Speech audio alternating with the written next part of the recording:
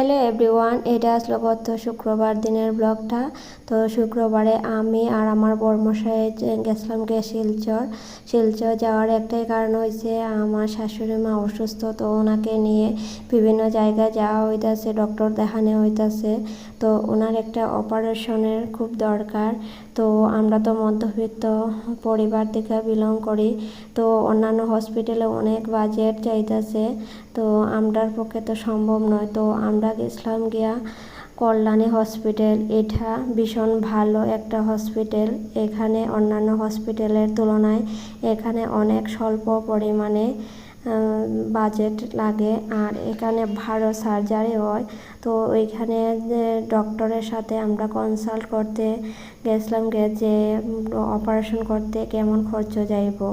তো গিয়ে সেটা ডাক্তারের সাথে আমরা কনসাল্ট করি, আর শাশুড়ি মাকে নিয়ে যাইনি, পরে নিয়ে যাওয়া হইব। তো তোমরা যদি ভালো সার্জারি করতে চাও, কম বাজেটে করতে চাও, তো অবশ্যই কল্যাণী হসপিটালের সাথে যোগাযোগ করতে পারো। ভীষণ ভালো একটা হসপিটাল। তো টাটা, বাই বাই।